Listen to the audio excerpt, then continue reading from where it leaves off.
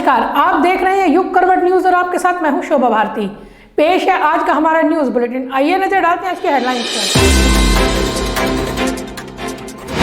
मुरादनगर पहुंचे सपा के प्रदेश अध्यक्ष, शमशान घाट केस के पीड़ितों से की मुलाकात। प्रदेश सरकार से नौकरी मांग रहे युवाओं ने बनाई मानव श्रृंखला। और क्यों एक फैन ने कहा पैंट पहनना भूल गई जानवी कपूर। समाजवादी पार्टी के प्रदेश अध्यक्ष नरेश उत्तम मुरादनगर पहुंचे। यहां उन्होंने शमशान घाट के पीड़ितों से मुलाकात की। नरेश उत्तम ने कहा कि समाजवादी पार्टी हर कदम पर पीड़ित परिवार के साथ है।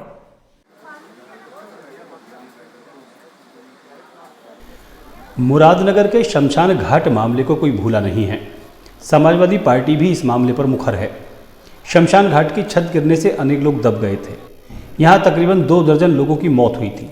पीड़ित परिवार न्याय के आस में धरने पर बैठा है।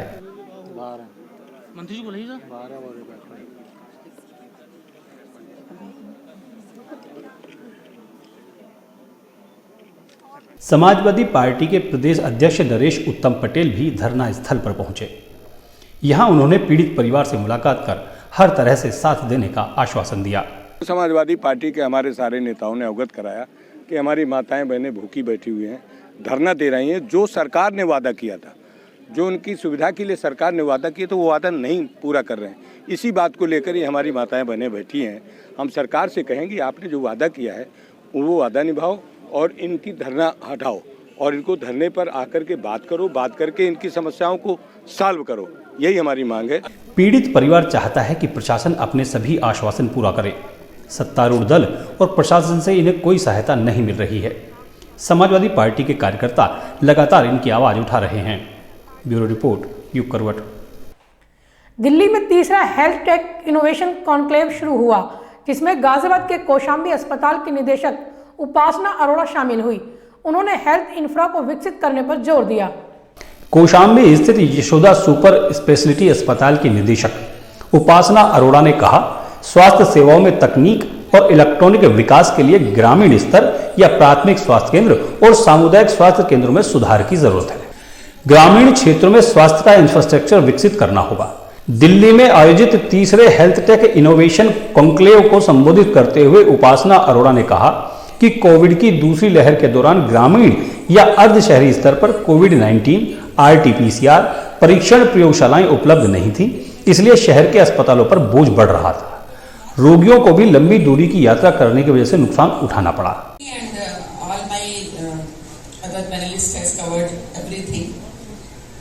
But same time, I would like to say that we should think about healthcare from the beginning, like PSC, CSC level. If we really want to create a sustainable healthcare system, we need to go to PHC and CSC level where there should be a strong system. So patient should not come to the big hospitals directly. They are supposed to get treatment or all the problems should be resolved there. So then there will be less problem for the patient as well as for the hospitals also.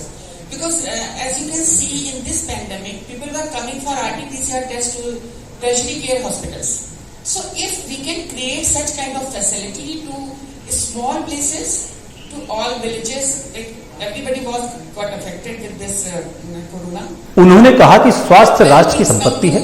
प्रशिक्षित और कुशल nurse, paramedical और health care कर्मी समय की जरूरत है। सरकार को हेल्थ इंफ्रास्ट्रक्चर को विकसित करने पर विशेष ध्यान देना चाहिए। ऐसी अनुकूल नीतियां बननी चाहिए कि अध्ययन स्तर पर ही लोग स्वास्थ्य देखभाल क्षेत्र में काम करने के लिए आकर्षित हों। इसके लिए स्वास्थ्य शिक्षा की फीस में छूट या किसी अन्य विशेष कार्यक्रम में प्रोत्साहन या सब्सिडी के रूप में हो सकता है। उन्होंने कहा, देश भर के सरकारी अस्पतालों में डॉक्टर के रिक्त पदों को तुरंत पूरा किया जाना चाहिए। उपासना अरोड़ा ने कहा कि भारतीय डॉक्टर दुनिया के सबसे प्रतिभाशाली डॉक्टर हैं। उन्होंने विदेशों में कई देशों में अपनी अनूठी पहचान बनाई है। ऐसी योजना बनना चाहिए कि ये डॉक्टर हमारे देश में सबसे अच्छी स्वास्थ्य सेवाएं प्रदान कर सकें, जबकि उनकी जरूरतों का अच्छी तरह ध्यान भी रखा जाना चाहिए। ब्यूरो रिपोर्ट, युग करवट। शिक्षा विभाग में रिक्त पदों पर भर्ती की मांग को लेकर लंबे समय से आंदोलन चल रहा है। बेरोजगार शिक्षित युवा अलग अलग तरह से अपनी बात सरकार तक पहुंचाने का प्रयास कर रहे हैं। कल इन लोगों ने गोमती नदी पर मानव श्रृंखला बनाई।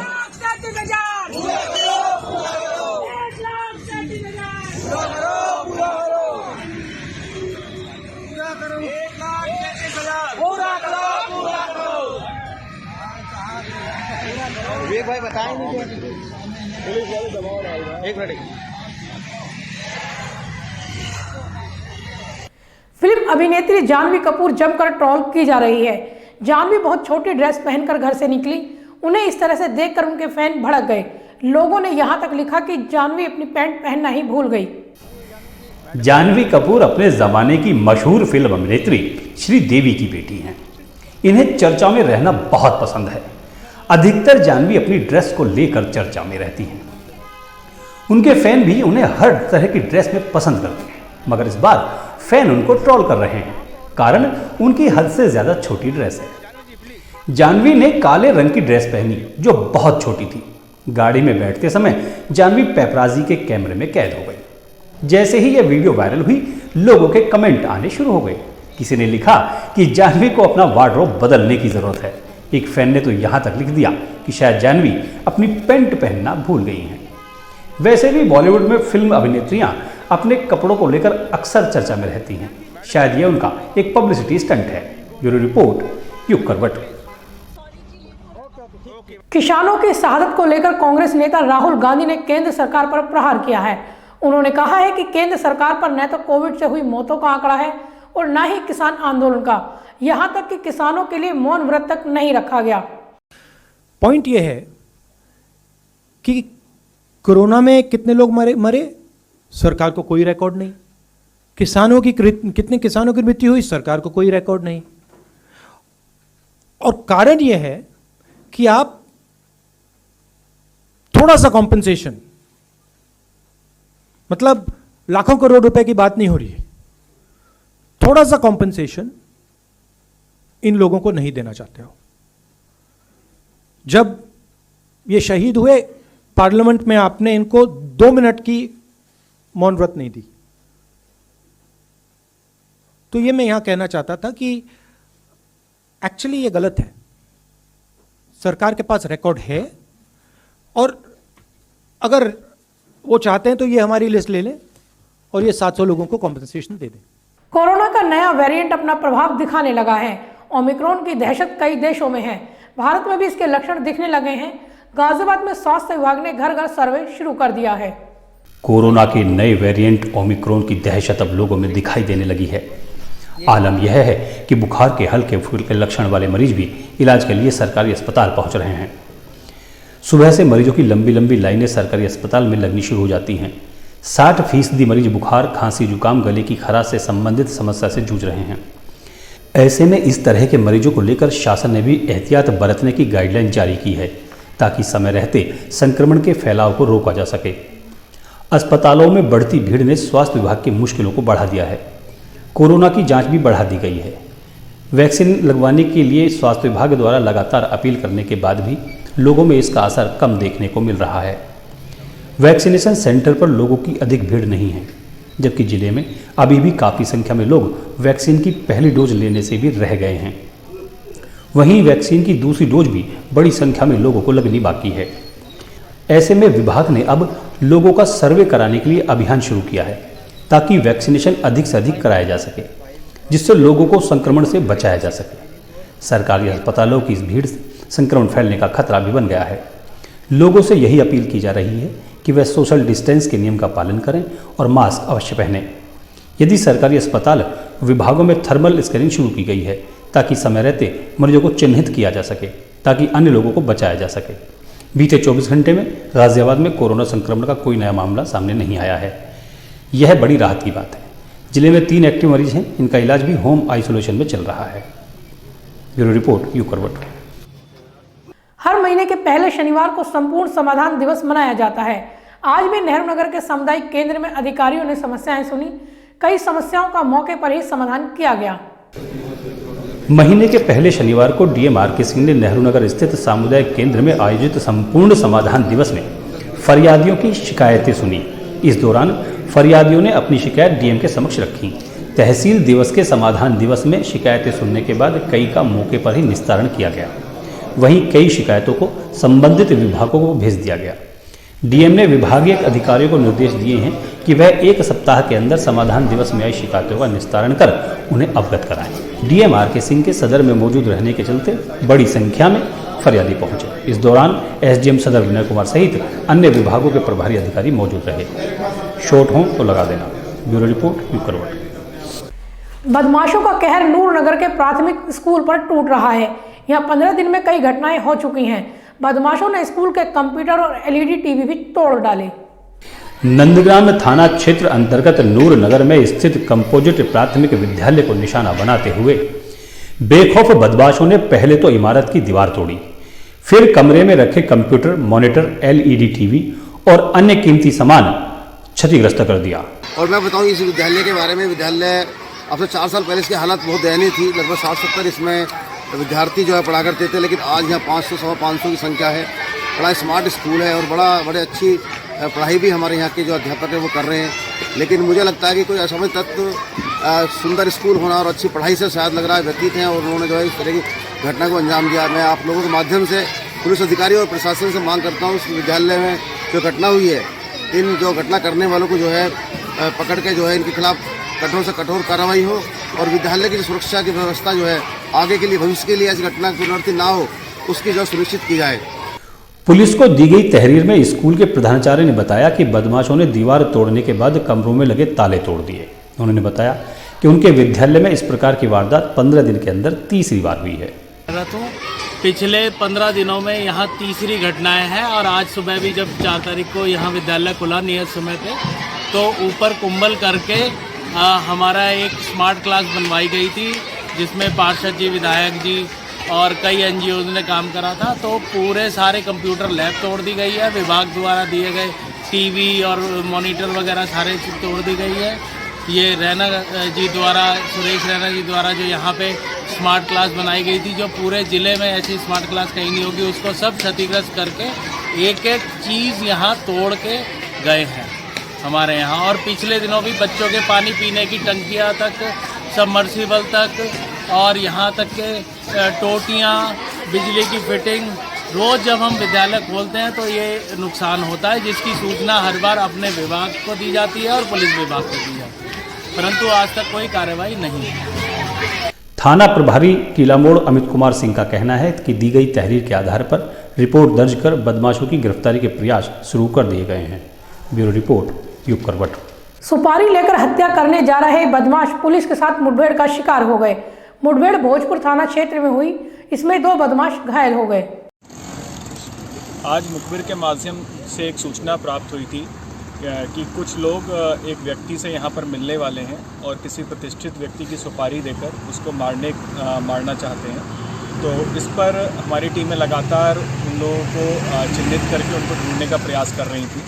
आज चेकिंग के दौरान जब संदिग्ध व्यक्तियों को उनको रोका गया तो उन्होंने बचने के लिए पुलिस पर फायरिंग की और बचाव में जब उनसे जवाबी फायरिंग हुई तो उसमें 2 जो बदमाश हैं वो घायल हुए हैं और दोनों ही काफ़ी, अभी तक जो प्रारंभिक जानकारी मिली है, दोनों ही काफ़ी शातिर किस्म के बदमाश हैं। इन पर संगीन धाराओं में डकैती, लूट, हत्या एवं हत्या के प्रयास के कई सारे मामले इनके ऊपर दर्ज हैं और फिलहाल ये लगभग 5 महीने से पैरोल पे बाहर थे और जल्दी ही इनकी पैरोल ख़त्म होने वाली थी, पैरोल की अवधि ख़त्म होने वाली थी और इनका प्लान अभी तक यही समझ में आया है कि जल्दी से ये कुछ इस तरह की घटना कारित करके वापस अपना पैरोल पे जेल में चले जाते।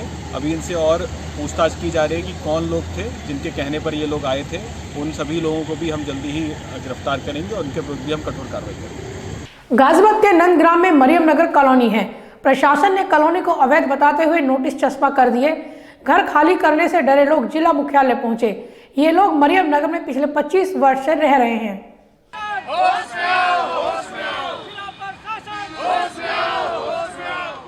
नंदग्राम स्थित मरियम नगर कॉलोनी को तोड़ने का नोटिस मिलने के बाद बड़ी संख्या में महिलाएं जिला मुख्यालय पहुंची। महिलाओं ने बताया कि वह सालों से कॉलोनी में निवास कर रही हैं और सभी तरह के टैक्स भी अदा कर रही हैं। उनके बावजूद उन्हें घर से निकालने की कोशिश हो रही है। यहाँ रहने वाली डिम्पल मित्तल ने बताया कि करीब 25 साल से सैकड़ों परिवार मरियम नगर कॉलोनी में रह रहे हैं। हाल ही में नगर निगम के एक अधिकारी ने कॉलोनी की जमीन को MLC की जमीन बताकर खाली करने के नोटिस जारी कर दिए। महिलाओं ने कहा कि 25 सालों में किसी ने नहीं बताया कि ज़मीन सरकारी है। मेरा नाम डिम्पल मित्तल है। मरियम नगर कॉलोनी जो है उसको 20 साल 25 साल से हम लोग वहाँ पे रह रहे हैं। सभी लोग प्रॉपर, हमारी पूरी रजिस्ट्री है, सब कागज़ हैं, सारे हम टैक्सेस दे रहे हैं।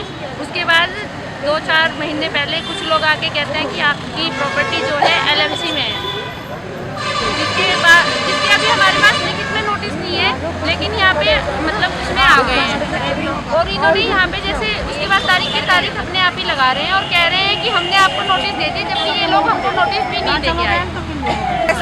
लाइन भी है, बिजली के कनेक्शन भी हो रहे हैं, सारी चीजें सब गवर्नमेंट की ही उससे है सारी, मतलब बिजली के कनेक्शन अगर ये कौन से विभाग ने कहा है कि यहाँ पे ये LMC की ज़मीन है?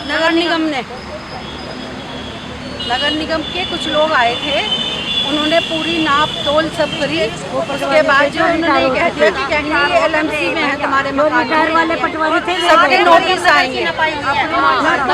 आधे मरियम नगर की नपाई हुई है, पूरे मरियम नगर की नपाई भी नहीं हुई है। नापा तो नहीं, 2-4 घर नापे हैं।